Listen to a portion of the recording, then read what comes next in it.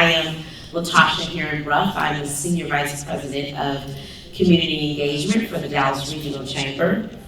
And you might ask, why do they have a chamber person moderating this panel about environmental justice in Shingle Mountain?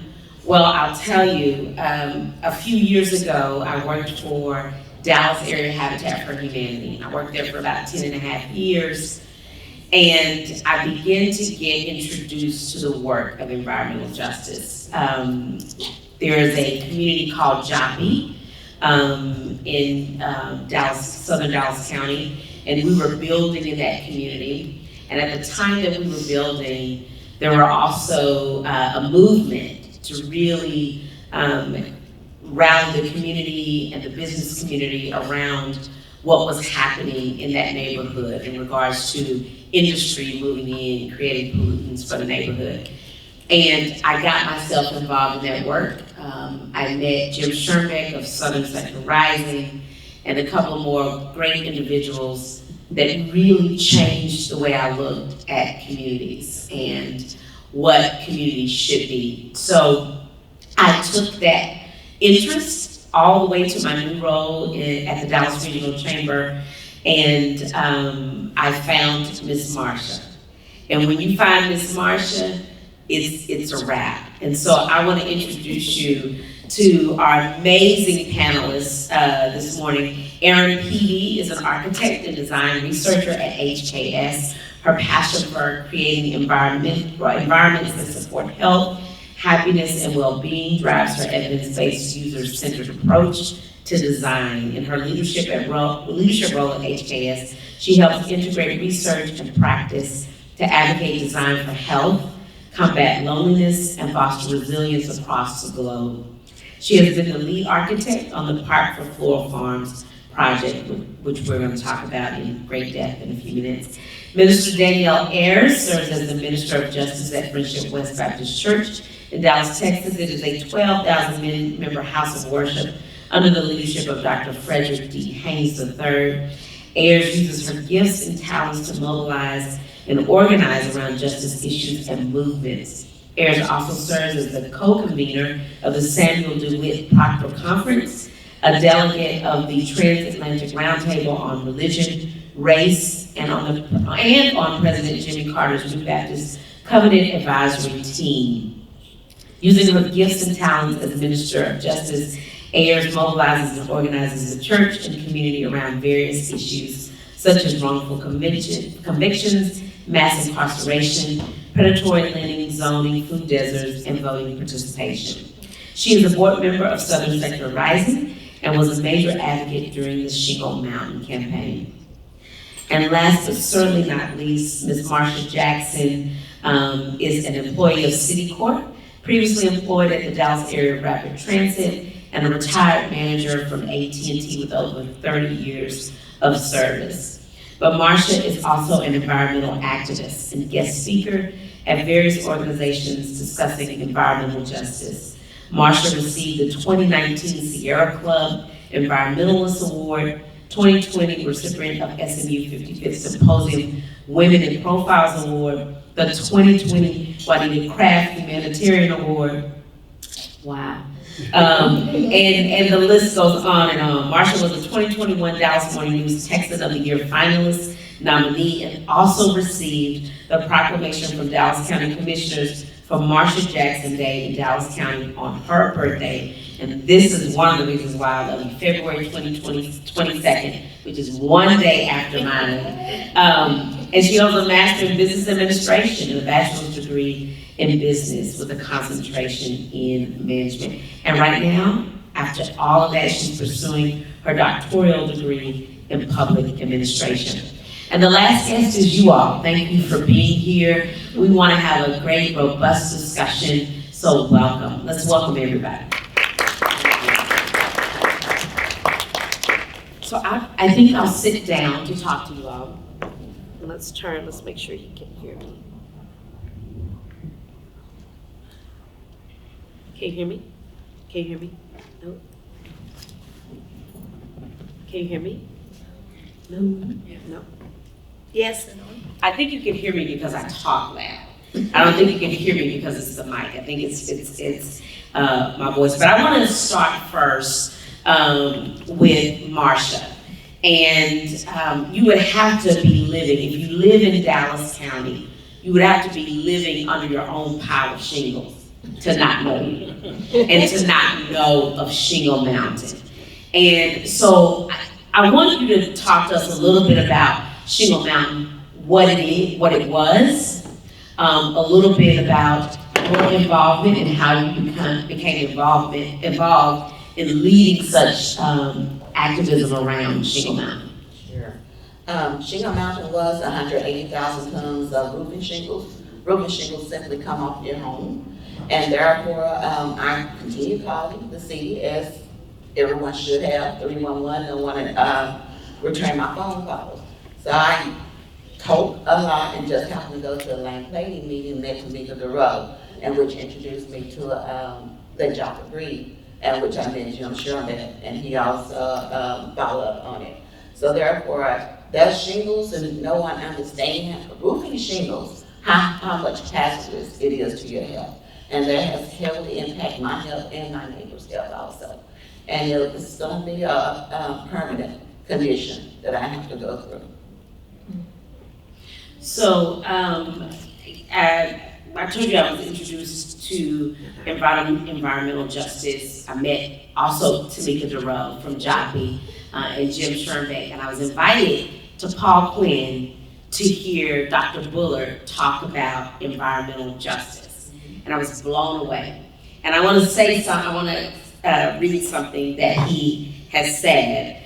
African American households with incomes between $50,000 and $60,000 live in neighborhoods that are far more polluted than neighborhoods in which white households with incomes below $10,000 live. So this is just not a condition around where you live, but it also has a lot to do with race. Can you talk a little bit about that? Sure. My community, Black and brown community, as you know, and almost Tosh, that is where the polluters just come there and act like they're just gonna move us out, because it's a low-income neighborhood. But I tell everybody also that we still breathe the same air, and we want to live exactly the same way everybody else. And just because it's a low-income neighborhood, why should you treat anybody differently? We all should be able to live with clean air, and which our children and my family can't. We can't go outside like everybody else can. And as you continue to hear me talking, you hear my voice start fading away. And that is because of the effects of Shingle Mountain that has polluted and affected my vocal cords. So just standing there, just like as you met Dr. Bullard, he came out also and visited and inspected, and he also stated, this is no more than racial discrimination. Just because we live in agricultural zoning area, no one should live next to pollutants. And those pollutants came within 100 feet of my bedroom, and that never should have been allowed. Even if our voices would have been heard when we were calling 311 at the time, that would have never lasted 3 years. That should have been acted on immediately. So that's one reason why I continue advocating, because not only my community, Joppa, West Dallas, we all should be able to breathe good, clean air, be able to go outside. The kids, our children still can't go outside. Even though the Shingle Mountain has moved, it still has a heavy lead pollution on that property now. And even up the fact next door to me is Almira. And Almira moved, there are porticles there, but they still left the ground porticles right up under White Rocks. And that's the reason why we continue having the same issues constantly. Long as rocks moving, long as pollutant airborne, you're going to continue having. So that is one main reason we are going to continue fighting for the clean air. And I tell people sometimes maybe they just wanted to stay there, so my voice completely go away. But as long as you have sign language, you can continue talking on those issues. So before I'm going to move to Erin real quickly, but can you tell us what the neighborhood was like prior, and this picture is astonishing to see. Can you tell us what the neighborhood and the environment was like prior to Shingle Mountain? Oh, it was green. That's the reason why you hear the name Floral Farms. Floral Farms because we have 3 nurseries in our neighborhood, simply green. Right across the street from me, it was just green. They grew greens. They sold them down to the farmer's market. They grew flowers, the pottery. There's nothing like that now. And you see those pictures that we have because of the mountains. You see how it affected our neighborhood. No one wants that neighborhood to be affected like that. None whatsoever. So Erin, I know HKS, they are a member and a friend of the chamber. And tell me a little bit about how you all heard about Shingle Mountain, why you wanted to get involved, and your commitment to Floral Farm. Yeah, so I'm just gonna adjust this microphone, try to speak this way. So originally, we heard about it through a series of different partnerships, and really Evelyn Mayo, who a lot of you know, really pulled us in, and we had this idea for, basically she started off by having this as her project of how could we look at this as a park, because that is what the neighbors wanted it to be. And we have a nonprofit arm called Citizen HKS. And so essentially you propose this project to the Citizen HKS board and they say yay or nay. And so that was a resounding yay. And really after that, it was pulling together, we had a small team to start off with, and everyone on our team just wanted to get involved and wanted to be a part of it. It was really important to have bilingual architects that could help us to facilitate. And so we went out and started off by, we really wanted to have a blank slate, to say, what is it, we know that you want a park, what is it that you're looking for? What types of activities or programs? And then what types of aesthetic? And so we really started there and then refined and refined and refined through a series of meetings, both engaging adults and children in the neighborhood. Well, and I think that's great because as a community engagement professional, I think a lot of times we get a lot of passion around these type of issues and projects, but usually we come thinking we know best in what the community wants. And I think HKS made a very strategic position saying, we want to go to the community and ask the community, what is it that they want to see? Is that right? Yeah, 100%. I think, I'm an architect, but I've never in my life understood that approach. Why in the world would you know best? It's like my doctor not needing to meet me to give me a prescription. Right. It makes no sense whatsoever. And so it's really about listening and delivering on that and then saying, did we hear you? Okay, let's refine. Okay, did we hear you now? And so, I think we can come in with a lot of knowledge on different issues, but there's so much that we don't know. And I think, your community has been so amazing in teaching us, and it's been a great learning process. So Pastor Ayers, there's no secret that Friendship West is probably one of the most engaged churches in I think Dallas County around social justice issues, environmental issues. Tell us why Friendship West saw this not only as an opportunity to get involved, but tell us about the community aspect. We know that churches for a long time have been on the front lines of social justice. So, but why was this a movement that Friendship West wanted to get involved in? Yeah, good afternoon, and thank you so much for that question. And I think for us, it's because church and community are not separated. So for us, theologically, it is that we believe God cares about the body and the soul. Mm-hmm. So whatever is impacting people between Sundays, for us, that we very much need to be engaged in that, whatever that is, right? And in this case, it happened to be environmental racism, how we define it. And I met Marsha through her cousin, who actually is a member of Friendship West. He said, you need to meet my cousin, this is going on where she is. I was like, well, sure, absolutely, I would like to meet her. And then, of course, the rest is history, because once you meet Marsha, like, what do you need? You That's tell right. me what you need to That's do. So we were certainly open to using whatever we could by way of resources, whether it be our platform, our voice, to amplify the voices of the residents, because they already had a voice, right? It's just more about how can we walk alongside you and assist you and support you.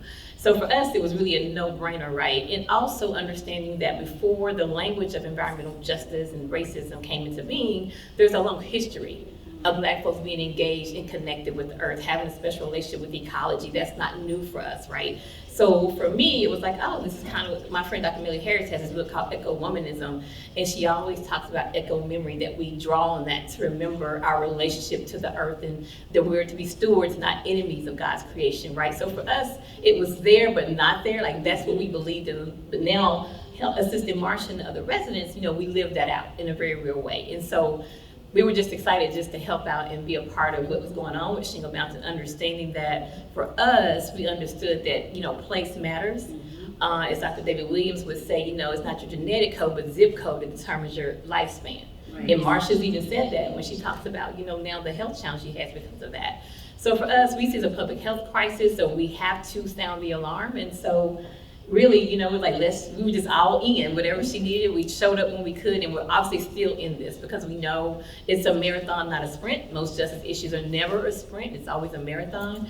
As she's mentioning, you still have toxins, right, in the air. So it's just part of who we are, what we do, and theologically it's just sound in what we believe in terms of liberation theologies, that we have to really dismantle structures and institutions that create issues like that in our neighborhoods, predominantly in our neighborhoods and our communities.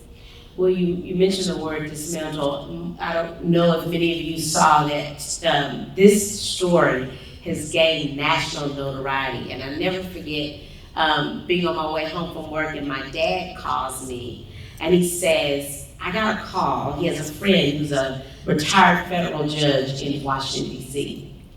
And he called him and he said, Al, what is going on in Dallas? He saw the Washington Post and saw you, Marsha, and saw this article about Shingle Mountain. But I think one of my questions is what's happening right now, and how are you mobilizing residents? Right now you have a organization that is presenting the first bilingual neighborhood plan for Floral Farms. Can you tell us a little bit where you are? I think to your point, this is not a sprint, and this is very much a journey. So where are we on that journey right now? We are still waiting to remediation that need to be done on that property that was Shingle Mountain. We also have an authorized hearing. That's still number 12. Our neighborhood plan is implemented. We also have presented that to the city of Dallas, and we wanted our voices to be heard on that plan. With the authorized hearing, we're also working on that because we want to make sure that when it's health issues should be a priority. Instead of waiting to number 12, and I constantly say that it's more important than economic development. Being number 12 and it's state impacting our health, that should move on up, but it's still 12. They said that they were working on it and it has moved up. I haven't seen it yet, and we're hoping and pushing on that. With that authorized hearing, it will result in our community back to agricultural to avoid some of that high industry zone that's next to us. Because, as I said earlier, no homes need to be near polluted, environmental polluted. That is injustice all around itself. And those are things that we need to try to improve and keep pushing on that also. But as you asked, that we are waiting on authorized hearing, we are pushing and trying to succeed and asking even our own self, our organizations, HKS, and all our allies, we're trying to raise funds for the remediation because that is the number one priority. We're here to lay it on the property and run it to the creek. And just like I continue even saying about our Mara, with the pollutants on that, when they come out testing, they don't see it. It's not airborne all the time. It's when the trailer's over there, and all I ask to do is continue to listen to us. Listen just like it was when it was Shingle Mountain, when nobody heard from us. But who can better tell it than the neighborhood, than us? And we are affected about that. We're going through that. But just because you can't see that blind, it's there. I'm a living witness, and I can tell you that. So those are things that we're still implementing and we're still fighting for, even with the neighborhood coalition and with our allies also. So, Erin, tell us why design equity is so important to healthy communities, because a lot of people, when we hear this, we don't automatically think about the design aspect of communities and how communities are built and designed. Can you talk a little bit about that? Such a big, I'm like just wrapping my brain around how to break it down. I mean, so I have a background that's spent a lot of time in health and healthcare. And essentially, I think a lot of you probably heard of the term social determinants of health, and we start to talk about this in the zip code. But a lot of us think health is about clinical care, and it's not. It's about, you start needing clinical care when the environment doesn't serve you. And it's just mind-blowingly wrong that certain people are treated differently and have to live in different environments just because of the color of their skin or where they come from. It gets me so angry that it's like hard to focus. But I feel like what we know is that everyone deserves healthy, beautiful places to live, both when you see them on the outside, but also in the soils and in the air.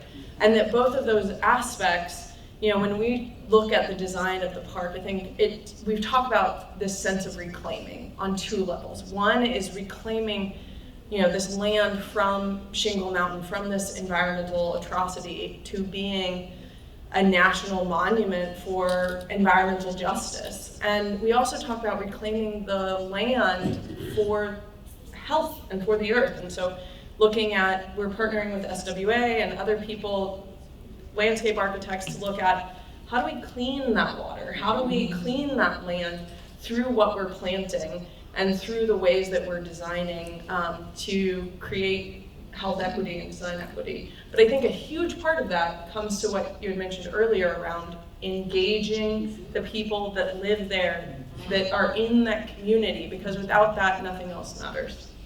And it's interesting, I told you a little bit about my involvement working with Habitat, and you have to look at communities holistically, right? Mm-hmm. Habitat is wonderful at what they do, building homes, but building homes is just not enough. Providing the shelter and the structure is just not enough. You have to be concerned with the whole person, right? Just as you provide financial education to make sure they're successful and paying their mortgage payment, how do you design and create communities that take into account their overall health and well-being so that the community overall is successful? So that's what got me involved. It was like, wait a minute, that's great that someone has a home, but if they can't live here safely and be in great health, what good is that to them and their family?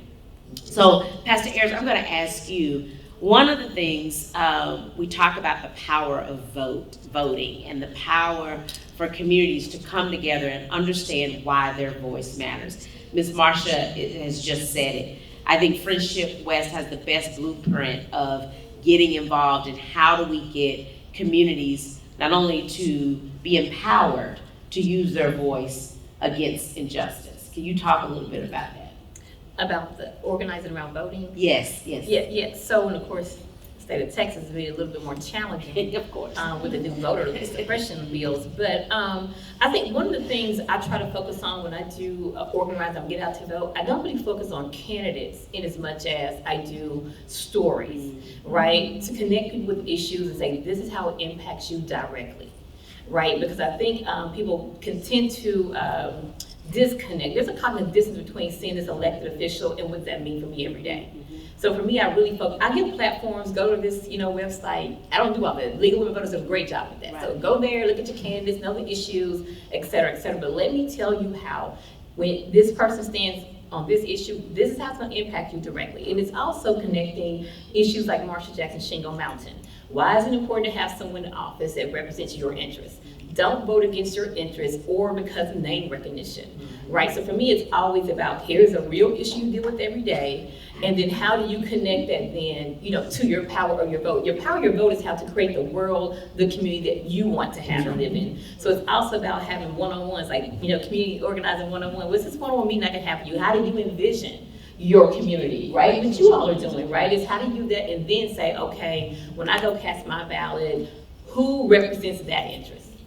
And vote that way, right? So it's more about how do we really get people more engaged in electorate beyond election time, right? Because in the state of Texas, we tend to not really turn out for primary elections, presidential mainly, but we need to understand you're not gonna call the White House when you have potholes or environmental issues, right? You're gonna need to understand your local government. So for me, we kind of organize around that, like understanding how government works and how that impacts you directly down to what you pay for bread in the grocery store. So that's really the approach that we take and try to use real issues. And that's how we got people engaged in Shingle Mountain too, right? Like, they're like, why are we talking this on Sunday morning? Oh, because this is what this means, right? And we also say somebody has to tell the story. Right. Because if we don't, Marsha would have been there and it really had to get out the way it did. So that O'Brien picks up on the story, to your point, makes it national. Then it also helps other communities to say, oh, if they can do that in Dallas, I can do that where I am, and then use that in terms of who's representing you. Because let's be real, in this conversation, we can talk about the lack of support of those who represent her down in city council around the horseshoe, right? So I think it's so important to have that conversation and be honest, because I think if you're gonna be a justice seeker, you have to be a truth teller. And sometimes that means telling the truth about what has and has not happened and who did not stand with Marsha. So that when it's time to vote again, right, you can say, well, this is probably the best person to represent our community so that we might flourish. Right. Awesome. So tell me, what would you, and I'll ask this question to each of you, what would you say for someone who wants to get involved in environmental justice and they want to know more, they want to know how this impacts them? One of the things we do at the Chamber under our Diversity, Equity, and Inclusion Council, we try to impart that our region is only as good as all of our communities. So we can tout that Dallas County does things bigger and better, and we're growing, and we have 300 people coming here a day. That's all fantastic, but it's not really when you look at the disparity that continues to exist because of histories and decades of racism. If we don't acknowledge that first, and then decide as a region that we're going to do something about it, we're not really as great as we like to think that we are. So how do we get people interested in this, and how do we get them to see past where they live and look through the lens of we're better when we're all better? So I'll ask that to each of you. Tasha, I constantly tell people a lot of times that when they started, even with me, I have people coming over and help support us that they don't even live in that area. When they even talk about civil disobedience, I said, oh no, for me, I don't even know them, And I think that that's what it should take, not just because we live in the southern port.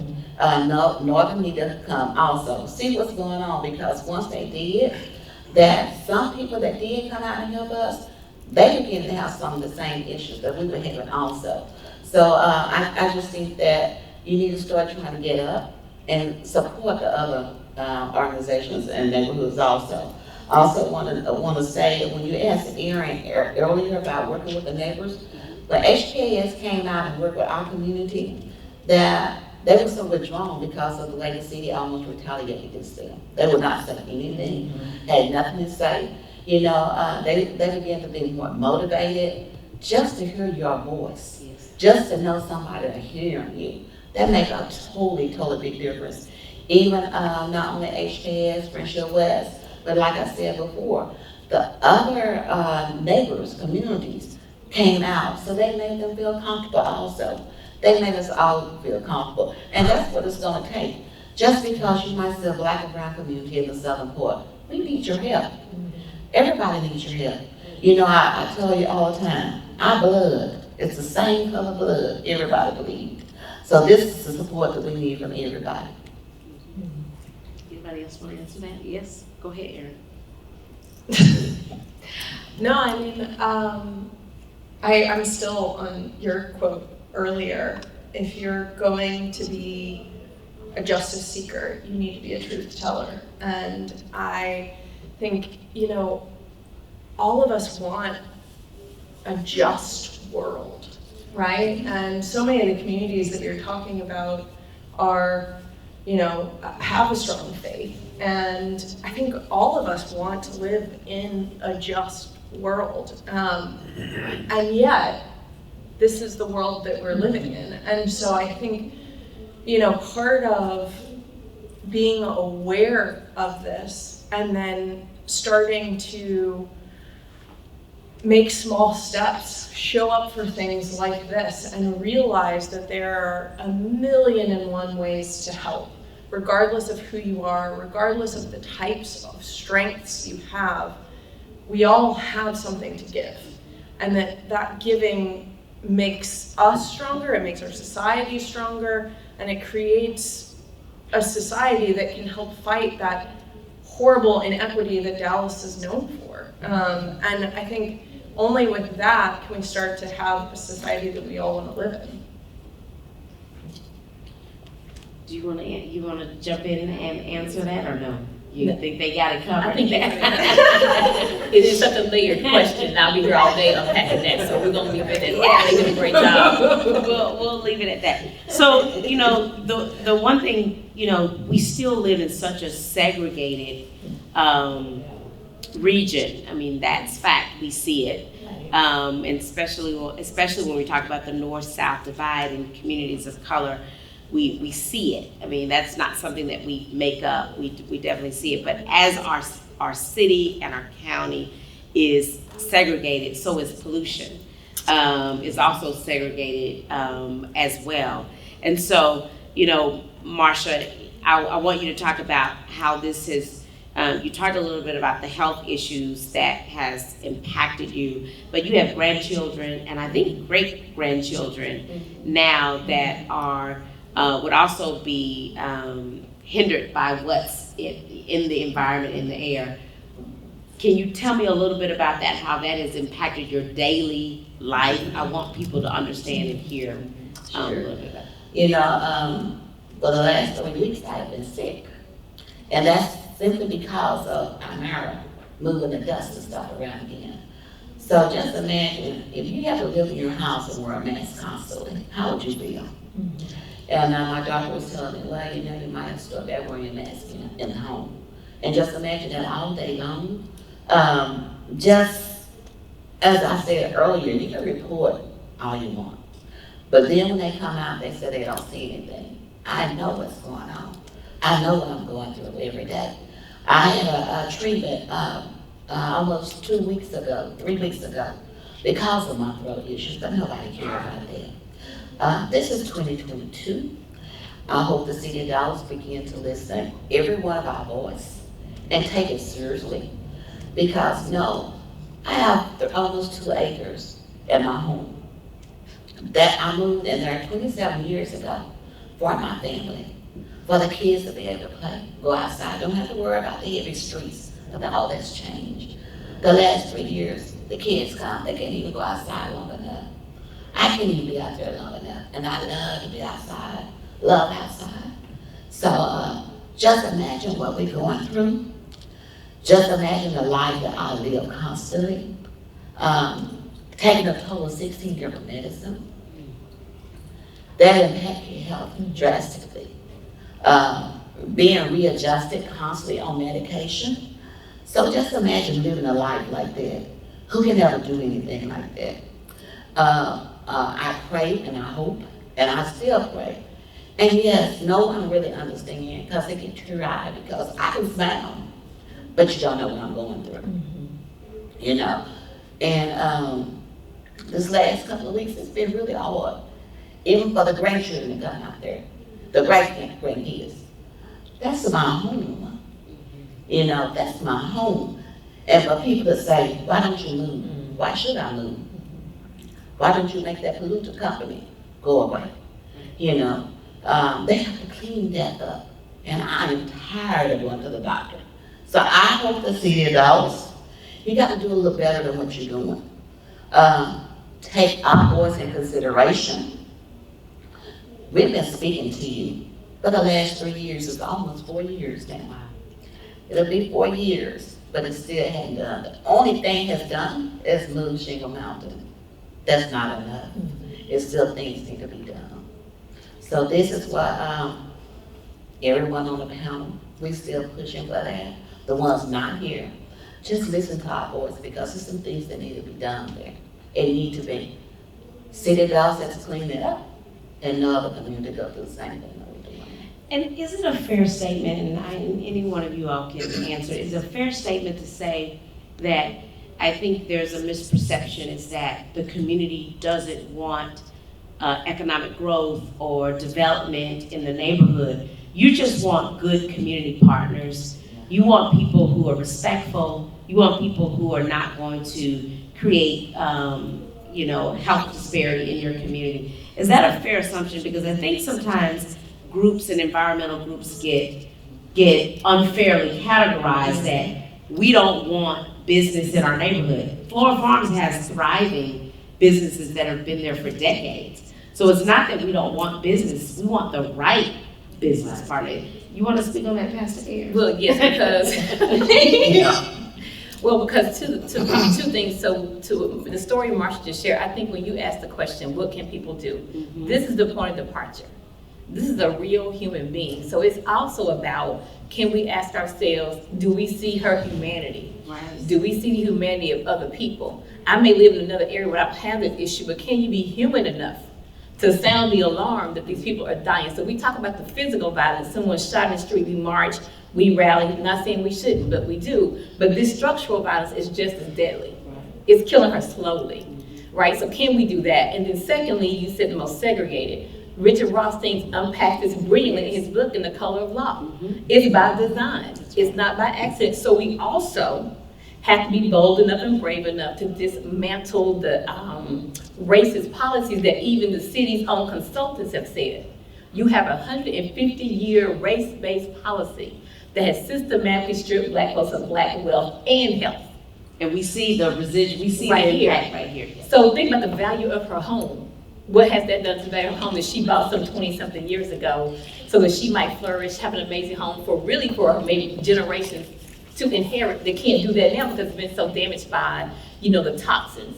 So I think the simple thing would be, well, how about you duplicate what you do in North Dallas and South Dallas? Mm-hmm. Just duplicate it. Right. It works here too. That's right. Right, so to your point, it's not we don't want development, but no, we don't want that kind of development. That's right. That's right. And we know that. People, this is not rocket science, right? It's about how do we pull these covers off of Dallas wanting to present itself as this first-class city when you have half of your residents living as second-class citizens. Right. So I think we'll open it up for questions from the floor for our panelists. We invite you to come to the mic. I think the mic is on. So if anybody has a comment, question, anything that they want to share, this is an open forum. It doesn't necessarily be if you want to add to this conversation. Okay, Mr. Smith. Glad to have you here. Thank you. I'm so curious to know what the city said was the reasons for Shingle Mountain existing. They had the authority, but yet what process did they fail to connect or do that created the 6-story or 3-story, however big it was, and who was accountable, and what happened to that person or those persons because of their failure? Thank you. I'll try to answer that. They really hadn't said anything what really happened. It was illegal, for one thing. It was shut down because even after we called, it wasn't ever pressed and it wasn't ever followed up. The polluters that were there, they filed bankruptcy. So they were just able to walk away. Even before filing bankruptcy, they were fined $500 per day until it was cleaned up. Nothing was never issued. And Ms. Smith always had a problem with that because that was a company, that was a business. They had violations. Not one time they had to pay it. But my neighbors knocked down their garage and built a building. They were fined, they were harassed. They had to pay $1,000 because they didn't have a permit. And I'm still seeing some of those things now. Even in District 8, we have 8 illegal companies there with no permit, no SUP. Nothing is being done. We had a neighborhood call, they said they were in violation. Nothing has still been done. But they still allow it, but they could harass us by zoning issues. So those are some issues that we still follow up on. Nothing has been done. Hopefully they will be cleaned up. I know that they've been working on some issues, but we're hoping these cleared up. That's one thing that I really, really wish, even though they did file bankruptcy, to come in our neighborhood, to pollute our neighborhood the way they did, to harm our health and walk away with nothing done. You know, that's a nightmare to me. And in some kind of way, I guess while I'm still living and have breath in me, some kind of way I'm gonna find. And they're gonna pay for what they did to us, some kind of way. No one held accountable? Not Blue Star. The only one that paid, the company, that, the property, they paid $1 million to the city of Dallas, and that's how the Shingle Mountain was moved. They paid the developer $453,000, and we're still trying to see what happened to the rest of it because of remediation. We need that property remediated, to remove that lid on there. It's good the Shingle Mountain was moved, but it's still work needed to be done. Have they estimated the cost of remediation? What they say, did they say about 13? Not a definite price. We have allies that went out there and did an estimate on, sir. Is my on? Yeah. Okay. I don't think it's a coincidence. As the young lady said, it's systemic. It absolutely is that Black and brown people live in areas that are polluted. It's environmental racism at its core. I know because I live in Elm Thicket North Park and I breathe the fumes of airlines all of my 56 years. I told a story in the last meeting I was in about a neighbor named Miss Johnson who moved to Dallas with her 5 boys in the 50s, early 60s, and they lived in West Dallas, right in the shadow of the lead smelter. And they would use some of the dirt from the area to put up under their sink from an older house they had at that time to catch the water. Each one of those 5 boys died of cancer, and she didn't get one dime. Nobody was ever held responsible. So we have to raise our voices, and we have to hold people accountable to the point to where, it maybe even in some instances, picket on their offices so we're heard. Because right now they don't hear us because they got rules and regulations set in place to keep us silent. And, you know, as I like to say, sometimes you got to raise a little hell. And I'm sorry for what you're going through, but there's a lot of work that needs to be done because somebody needs to be held accountable, because I guarantee those executives of that company went somewhere else and started another company under another name. Yeah. Anyone else have a comment or a question for anyone? Yes, please come. I had a question for the previous panel and didn't ask it, so I'm asking you. Why hasn't, so I'm a lawyer, I'm not an environmental lawyer, but I do remember in law school, all the people I knew who went into environmental law or that were, you know, tree huggers like me, because I considered it too, always thought about the EPA as being a great job if you really cared about the environment. But what I've heard from the previous panel, and I see you laughing, Marsha, that is just a crock. And so, but I know people who care about the environment go to work for EPA. So I'm trying to kind of reconcile these two images of EPA. And if you could just talk about what your experience has been with EPA, why they haven't gotten involved. And then I have a tangential question, and this just reveals my ignorance. And it shouldn't take you long to answer. But we all have roofing shingles on our homes, and it rains on our homes, and obviously the runoff goes all over our yards. So if roofing shingles are so toxic, I mean, do we all have this problem? So that was my other question. Oh, and the third point I wanted to make was just to the audience. Sorry, this is not a question, it's a point. I think the environmental movement in the country is largely white. And I've heard it said again and again, there is no environmentalism. Like, you can't be an environmentalist and not care about environmental racism, because that's where the polluting is occurring. And it's one world, and as you said, our blood runs the same color. And so I just challenge everyone who's here, who considers himself a tree hugger and an environmentalist like I do, the buck stops here. And, yeah, okay. I jump in on the second. I'll start on the middle first. Yes, you do have pollutants you have on your property, but you don't have the experience as we did because we have 180,000 tons. And that was the one big one. But yes, just imagine you hear all the bird drippings and all the other particles on there. So it is polluted on there. And the first part of it was EPA.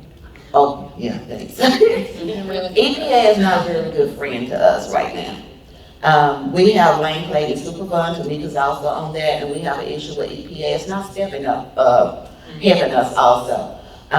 Even one person that EPA said, and I guess it would continue speaking in my ear, that we had a meeting and that young lady said that the rest of this property is contaminated. So she said, well, think about getting a sandbox and let your kids play in it. And I thought that was the worst remark to even make, because I treated them playing sandboxes like that.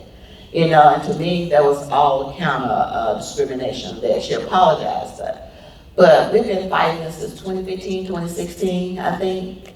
EPA, that's a EPA Superfund site, and there's no cleanup even started. We are the ones are having the answer to push and find out what's going on. For Shingle Mountain, they said they were watching it. They couldn't do anything to see TCEQ tell them. TCEQ didn't tell them nothing. TCEQ didn't even tell us that they had tested my property. We found that out in the open record request. So I think they're mostly big friends to the companies and not the residents. I just want to. Oh, No, sorry. Just a slight, gentle kind of, I don't know if it's correction or just expanding.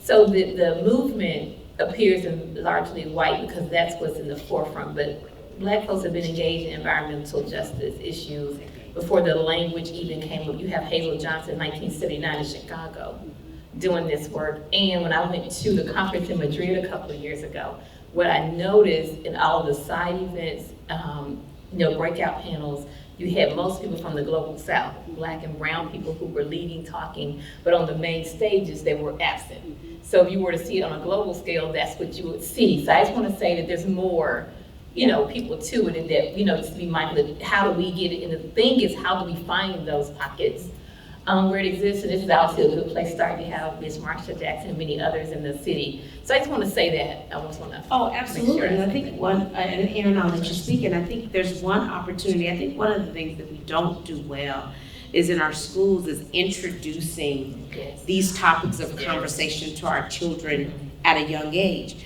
When we talk about the environmental work, a lot of our children don't even know that this is a job that exists for them, right? And a job that would advocate and champion the community that they know, love, and see, right? So I think we have to do a better job of that, because you're absolutely right. When we talk about the civil rights movement of the 50s and 60s, you had leaders doing this before it was called environmental justice. So I think, overwhelmingly, that community is white that are on the forefront. We see them on the stage. We see the books that are written. But behind the scenes, living this every day in the communities overwhelmingly Black and brown populations. You were gonna say something? Well, just for any fellow nerds, if you're looking for some amazing Black PhD women that are researching and publishing on this issue, Dr. Jennifer Roberts with the University of Massachusetts, or University of Maryland, sorry. She leads their Nature RX program, and Dr. Eugene South. Both of them I follow and have spoken with greatly, and are just amazing in the work that they do around this issue, and the way that they share it on a global scale, because it is very embedded in not only their heart and their policy and the understandings that you spoke about around the history of the connection to the land, and then how we want to see this for the future. So, Josh, can I say something? You asked earlier about the economic development in the neighborhood.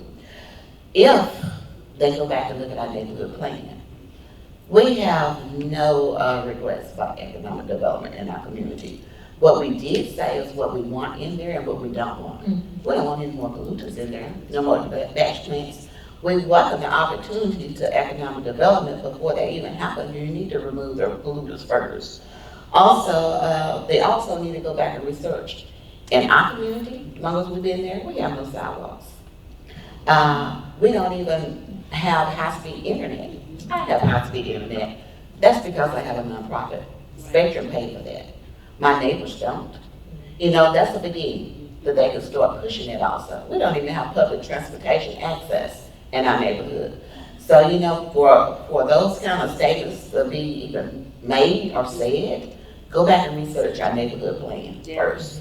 And I think one of the things that I know personally for me has been a focus for me is helping people see, right? And get beyond their four walls and see. And I think one of the things that we have to empower the business community to really step up and get involved in some of this work and really understand. I took a few business leaders to Floral Farms who had no idea that this even existed, right? They had absolutely no idea that it existed. So I think one of the things people who sit in a position of influence need to be able to use their platform and their microphone to be able to call out these things. So all very important. We probably have time for one more question, one more comment. Is there? Yes, ma'am, please come. Good morning. I'm Mariana, and I'm a professor at UTA. And I've been learning from you through Evelyn Mayo as well. So it's very inspiring to see women leading environmental justice here. And I just want to know more about the history of the community and how the community has changed. So I imagine that some people left the community and new people came. Like what is the challenge of dealing with bilingual and dealing with Latinos that don't speak or have also other inequities in participating or maybe their status. So can you talk about the history of the community and what is to deal with this? You know, I'm grateful for the bilingual because we have most of my community are bilingual. Most of them doesn't know English, you know, but just because people see us as Black and brown, our color, that doesn't mean that we don't want to work. They're glad to work in the community. They want to be involved, and our plan is bilingual. And that's what we continue implementing for bilingual, because, you know, I guess, old as I am, that I hope one day that people start looking at people as people and not by color or not by race. You know, everybody want to work together. It is so many things to do out there. It's so many ways to improve our community. When they came to let them know that everybody is there working together, that you just should have seen the smile. And that was one of the biggest things for me, to see my community be able to smile again. See the children begin to say, is this really gonna happen? They look at that park, the design of that park, because they had a voice for that. And the kids said, this is really gonna happen. You know, to be so withdrawn because they felt like they was being retaliated so much before. So it's so many, reach out to us. We're on southernsectorrising.org. We also have Floral forums, and you see my community there. It's just like a big family. I'm black, they're brown, but we just one all together. Can I just build off of that to, you know, you're talking about the community and the little David, who's featured in a lot of these, and his family. You know, he went to the hospital before he was 1 year old for these conditions, and all of his family has been sick of one sort or another. And I think this idea, like not only including the community in general, the community's voice, but taking that a step further and including the children, because they are our future. And it is not only about making them feel aware, but making them feel empowered and understand that they do have a voice. Even if they can't draw or can't use words in the same way, there are ways to reach them. And I think, it was such a privilege to get to work with Jennifer Rangel and her team that helped to set this up so that we could really engage the children. And I think that's one of the first times I've gotten to do that in a meaningful way, and it's been fabulous. Well, we think about what a home does, and that it, it provides that generational wealth, right? And we think about the benefactors of that are our children. And why not have those children also a part of the design plan and what they want to see in their neighborhood as benefactors of that wealth creation in that home. So yes, if there are not any other questions, I want to ask you all if you could leave us one lasting comment about why you continue to do this, why this is personally important to you. I think, Marsha, we know, but my question to you is, why don't you, someone could look at you and say, haven't you had enough of this? You mentioned people say you could just move, you're not going to. But if each one of you could tell us why this is personally impactful for you and why you're going to keep going. And she said, I have already said that, but mostly because of him, for clean air. I can go to my stop sign, I can look down towards Joplin and just look like a storm. Looking down there, and you can see there's not any clean air. I went to West Dallas one day and I could smell. Yes. So I'm saying, I'm doing this all over again. So that's one main reason why I want to continue pushing. So it can be cleaner, and everybody deserves the same thing. We're working with the environmental committee, and we have some things implemented, and I think they might be working with us, and that's what we hope. It's time for us all to join together as one and start trying to clean up the city. And you mentioned Joplin and West Dallas, both communities predominantly Black and brown residents. Okay, Erin? Yeah, why do I continue being a part of it? I mean, because of the relationships, because of the people, because of a vision for a greater Dallas that I want to be a part of, that everybody gets to live healthy and equal, and that's definitely a future worth fighting for. Pastor Ayers. I guess I'll just simply say, despite all of the soul trauma and moral injury that's caused by environmental racism, I always still have hope.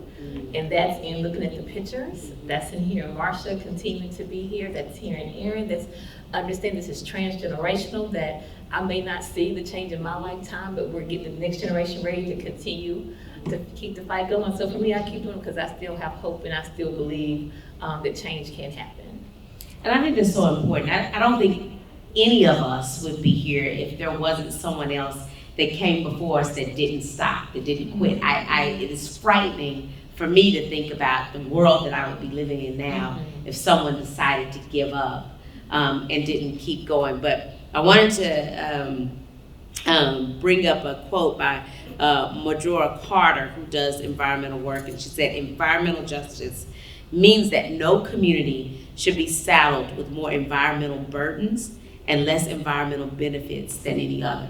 So I leave that with you, and I ask for all of you to use your voice, your influence, to get involved in this work because it takes all of us. So thank you all for being here. Thank you.